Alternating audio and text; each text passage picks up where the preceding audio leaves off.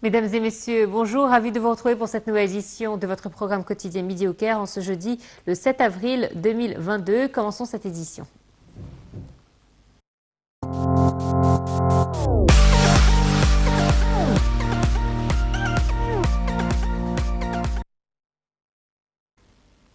Et à la une de l'actualité, le Premier ministre, Dr Moustapha Madbouli, a confirmé hier la fourniture d'1,1 milliard de livres égyptiennes à l'autorité des produits de l'approvisionnement et la Banque agricole égyptienne comme paiement d'avance pour l'achat de la récolte du blé local. Le chef du gouvernement a par ailleurs assisté hier à la signature d'un mémorandum d'entente entre l'Égypte et le Japon portant sur la construction d'une nouvelle usine relevant d'un équipementier nippon dans le gouvernorat de Fayoum d'un volume d'investissement de 20 millions d'euros. Les détails dans ce commentaire.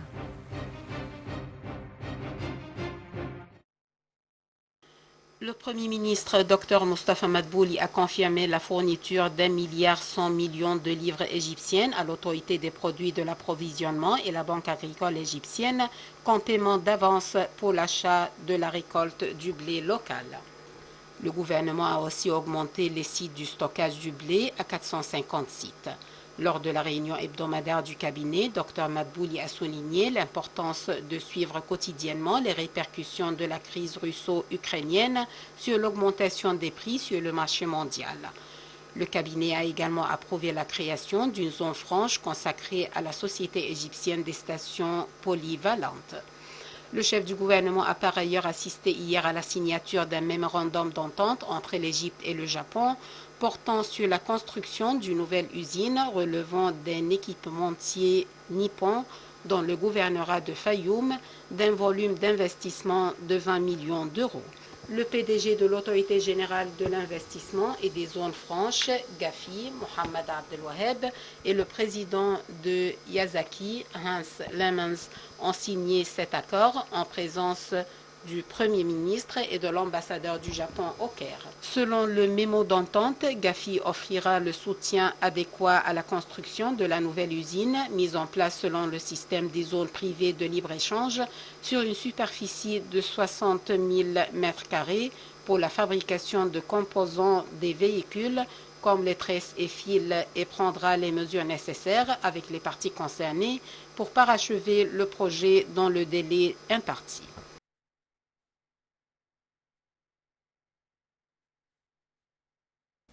Et le ministre de la Défense et de la Production militaire, le général d'armée Mohamed Zaki, a rencontré un certain nombre de combattants des unités parachutistes dans le cadre des réunions périodiques tenues par le commandement général des forces armées pour unifier les vues concernant divers problèmes et sujets. Le chef des unités parachutistes, Atif Ibrahim Mahdi, a affirmé le soutien continu par le commandement général des forces armées aux éléments parachutistes, confirmant que ces derniers resteraient toujours au plus haut degré de vigilance et de disponibilité pour mener à bien toutes les tâches qui leur seraient confiées.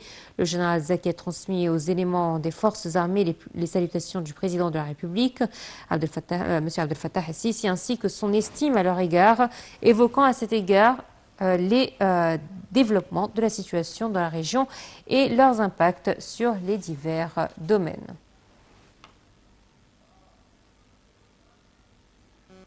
Et le ministre des Transports, Kamel Wazir, a affirmé que l'Égypte aspirait à augmenter le volume de la coopération commune avec le Kazakhstan dans le domaine du transport maritime afin d'accroître les échanges commerciaux et les opportunités d'investissement dans les ports.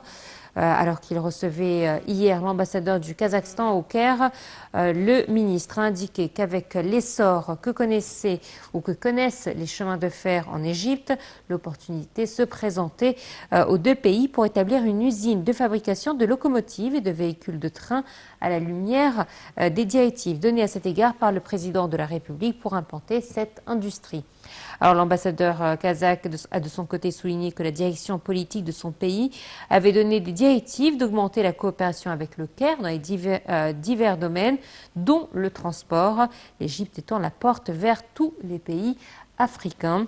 Les deux parties ont convenu d'intensifier les rencontres entre les autorités compétentes des ministères du transport des deux États afin d'examiner les aspects de coopération conjointe et ont élaboré une version finale du mémorandum d'entente conclu entre eux dans les divers secteurs du transport.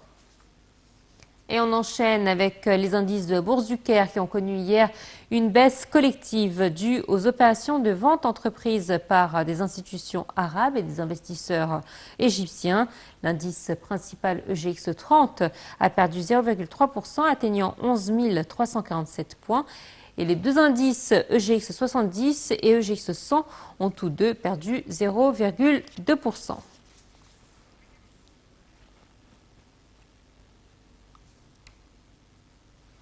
Allez, on parle de sport à présent. El Ahly a battu son hôte, l'Ittihad d'Alexandrie, 1-0, confortant sa place de leader dans le classement. Il s'agissait d'un match reporté de la 12e journée du championnat. C'est le Mozambicain Louis Mikisoni qui a marqué l'unique but de la rencontre, et cela à la 35e minute. Grâce à cette victoire, El Ahly a désormais un total de 31 points, soit 3 points de plus que son dauphin Zamalek. Et justement, Zamalek a lui aussi gagné hier. Il a battu Pyramids 3-2 grâce à Ashraf Ben Sharqi et Omar Saïd et Imam Manchour, alors que Ali Gobr et Fakhri ont marqué les 2 buts de Pyramids. Zamalek monte ainsi à la 2e place du classement avec un total de 28 points, alors que Pyramids, qui lui a cédé cette 2e place, devient 3e avec 26 points.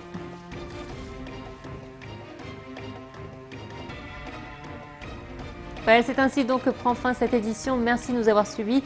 Excellente suite de programmes sur Night TV International. Au revoir.